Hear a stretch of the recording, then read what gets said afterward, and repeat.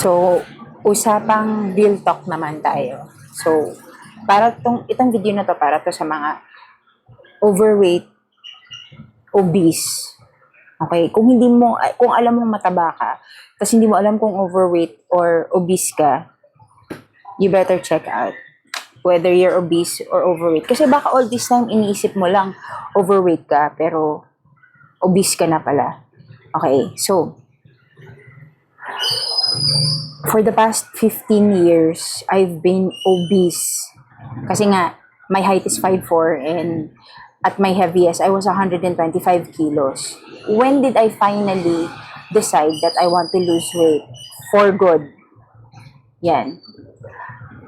Number one kong reason is, I do not want to be a burden to my family. So, isipin mo kung sarili mo, hirap kang gumalaw, hirap ka sa day-to-day activities mo, madalas kang hingalin, madaming sumasakit sa katawan mo. Kasi part yan talaga ng pagiging obese and overweight, no? Madaming sumasakit.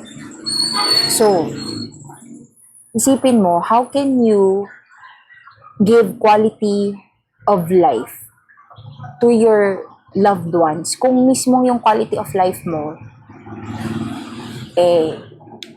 bagsak. Okay, so now this video is not to shame others na mataba, kasi mataba din ako. Girl, mataba din ako, 'di ba? Pero this is not about discrimination, no? This is about choosing to be a better version of yourself. So it doesn't matter kung mataba ka ngayon, obese ka ngayon, kahit obese category 3 ka pa. The thing is, are you choosing to be a better version of yourself? Kasi if you're not choosing to be a better version of yourself, then don't expect any changes in your life. Like, do not hope that tomorrow mawala yung pain o mas magiging okay ka na, whatnot, no?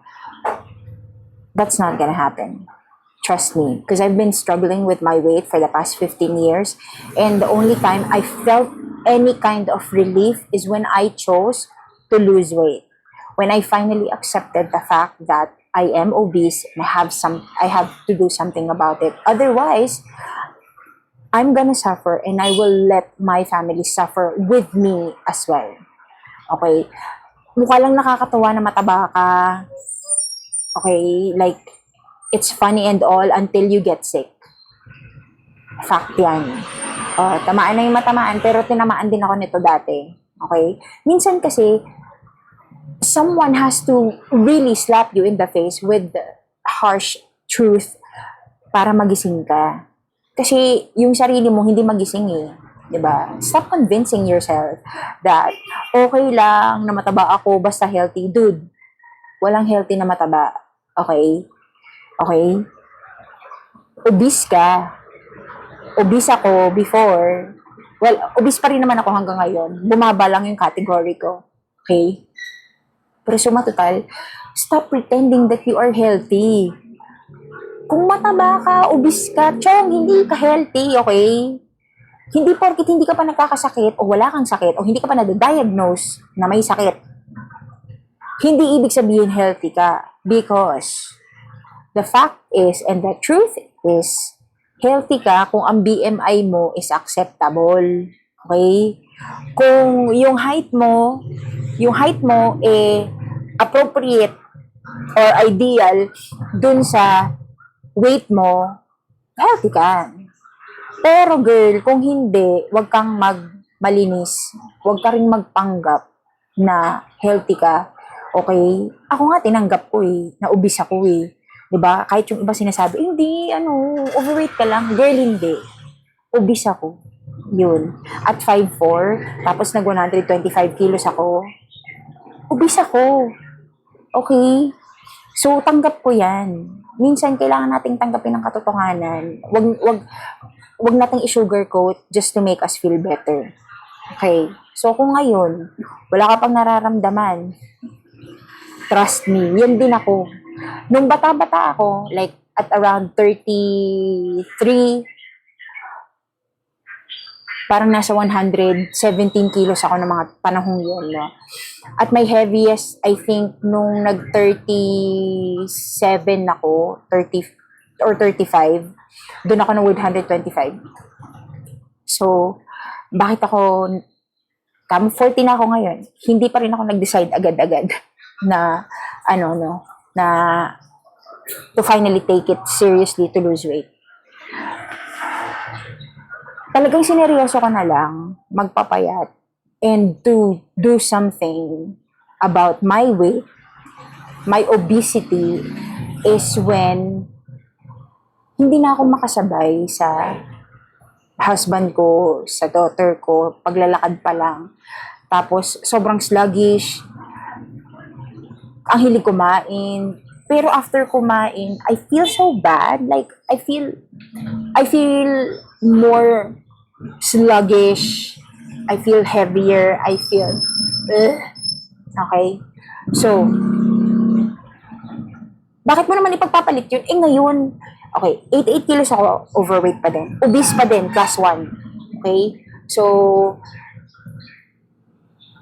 na-realize ko na ang pagkain pala, ginagawa na kasi nating ginagawa na nating reward para sa sarili natin yung pagkain. Like,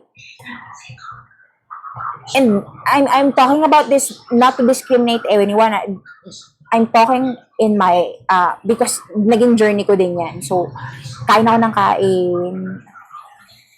Lalo na pag may bagong resto, may bagong, I'm there. I'm gonna try it. I'm gonna taste it. Yun. Mahilig kaming mag-foodams ng anak ko. So, matatal. And then, I realized, this should not be a routine for me. Kasi pataba ako ng pataba. And, ang tamad ko namang mag-exercise. Oh, by the way, nung high school ako, lahat na ata ng sports sinalihan ko. And I've been a volleyball varsity since I was grade 3 hanggang third year at high school. So, I was a pretty active lady back then. Okay? Nagbago lahat when I aged. So, this is not to convince everyone o kung tinamaan ka dito sa video ko, it's about time na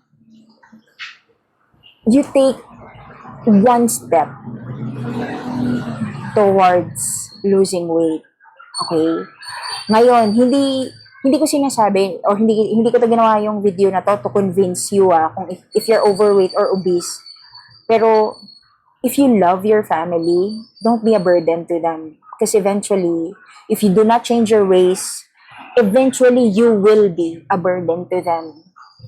And hindi nakakatuwa yun, sa totoo lang. It's not happy to see your loved ones suffering to take care of you. So, anong gagawin mo? 'Di ba? Act now.